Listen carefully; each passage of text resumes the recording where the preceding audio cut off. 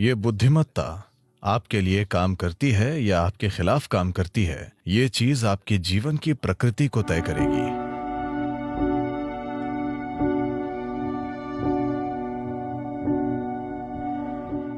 मैं आपको एक सरल प्रक्रिया सिखा सकता हूं, बस उसे कीजिए। जीवन नाटकीय रूप से बदल जाएगा। एक ऐसी बुद्धिमत्ता जिसे आपने कभी सोचा नहीं था कि संभव है, वो आपकी होगी।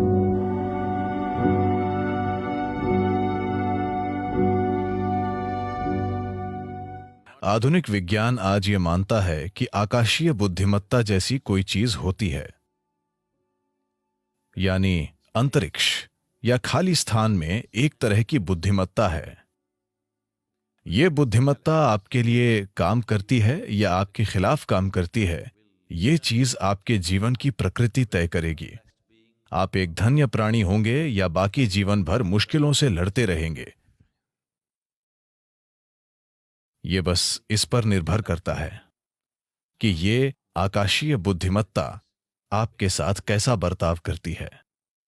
बिना किसी कारण के लोग जीवन में परेशान रहते हैं, है ना? बिना किसी कारण के कुछ लोगों का पूरा जीवन धन्य लगता है। ये बेवजह नहीं है। इसकी वजह है कि आप या तो सचेतन रूप से या फिर अनजाने में इस विशाल बुद्धिमत्ता का to get the cooperation of this larger intelligence which is functioning. सहयोग प्राप्त करने में सक्षम हैं। जब मैं आकाशीय या अंतरिक्ष या पांचवा तत्व कहता हूं, तो इसे पांचवा तत्व कहना ठीक नहीं है, क्योंकि यही सबसे अहम तत्व है। बाकी दूसरे चार बस उसके ऊपर काम करते हैं। मूल तत्व आकाश या अंतरिक्ष है, इसी पर दूसरे चार काम करते हैं।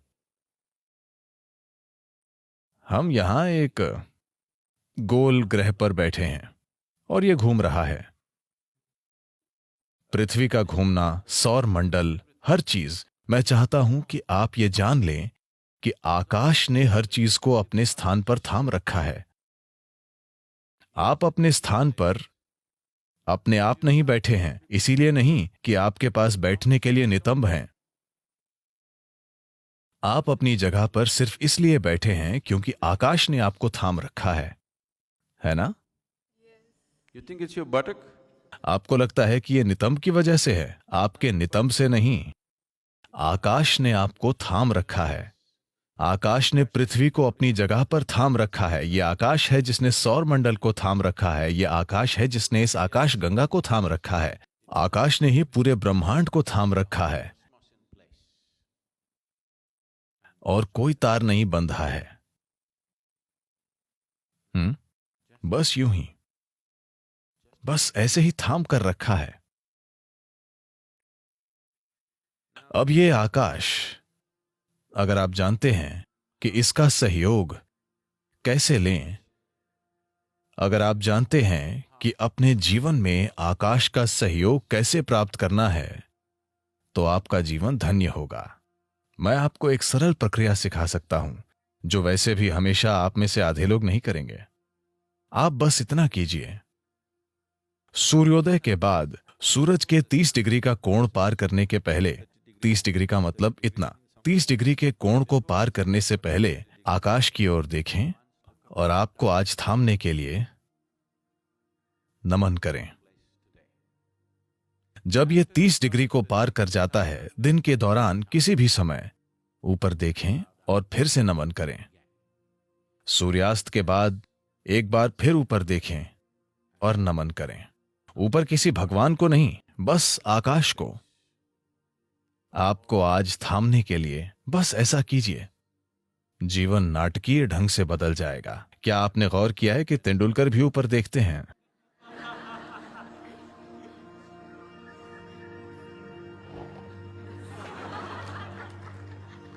और क्या आपने देखा है कि सिर्फ वे ही नहीं, प्राचीन काल से जब इंसान ने युद्ध जीते या महान सफलता के क्षणों में,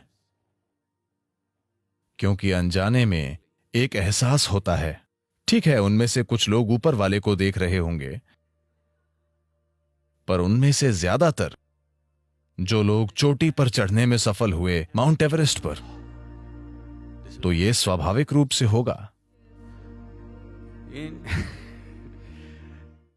क्या आपने ये देखा है, चाहे वो भाव स्पंदना या साम्यमा, जब आपने अनुभव के शिखर को छुआ, तब क्या आपने गौर किया कि आपका शरीर आभार से भर जाता है? शरीर भी आपकी जागरूकता के बिना ऐसे हो जाता है, क्योंकि कहीं ना कहीं एक समझ है, एक बुद्धिमत्ता मौजूद है जो ये पहचानती है। आप इसे सचेतन होकर दिन में 3 बार करें। अगर आपको इससे सहयोग मिलता है तो जीवन जादुई तरीके से चलेगा। एक ऐसी बुद्धिमत्ता जिसे आपने कभी सोचा नहीं था कि संभव है, वो आपकी होगी, क्योंकि एक बुद्धिमत्ता जो आपकी समझ से परे है अभी यहीं पर काम कर रही है ना? क्या ये नहीं कर रही है? ये वो बुद्धिमत्ता है जो ब्रह्मांड को थामे हुए है। ये वो बुद्धिमत्ता है जो सृष्टि का गर्भ है। It is in the womb of that intelligence all creation is happening. उस बुद्धिमत्ता के गर्भ में सारी सृष्टि घटित हो रही है, और इसे आपके लिए नकारा नहीं गया है, उस तक पहुंच रोकी नहीं गई है। बात सिर्फ यह है कि आपने अभी उस ओर देखा ही नहीं। बात सिर्फ इतनी है कि आप अपनी छोटी सी दुनिया में इतने तल्लीन हैं। आपका शरीर, आपके विचार, आपकी भावना, आपके हार्मोन ने आपको इतना उलझा दिया है कि ऊपर देखना कभी नहीं होता। आप परे की किसी चीज पर कभी ध्यान नहीं देते, क्योंकि ये छोटी छोटी चीजें आप पर हावी हो गई हैं। इसी को हम माया कहते हैं। यही माया है। ऐसा नहीं है कि अस्तित्व मौजूद नहीं है, वो माया नहीं है। बात सिर्फ इतनी है कि ये माया है। जब कुछ इतना जबरदस्त और शानदार और विशाल घटित हो रहा है, तो ये छोटी चीजें आपको व्यस्त रखे हुए हैं, और वे आपको ऐसा महसूस कराई हैं जैसे वे बाकी सब चीजों से ज्यादा असली हैं। इस सब का होना, ब्रह्मांड में आज तमामों शानदार चीजें हो रही हैं, बिल्कुल चमत्कारी और शानदार ढंग से, लेकिन विचार का एक छोटा सा कीड़ा आपके सिर में घूम रहा है और आपको व्यस्त रखता है। हाँ या नहीं? यही माया है। क्या आप समझे?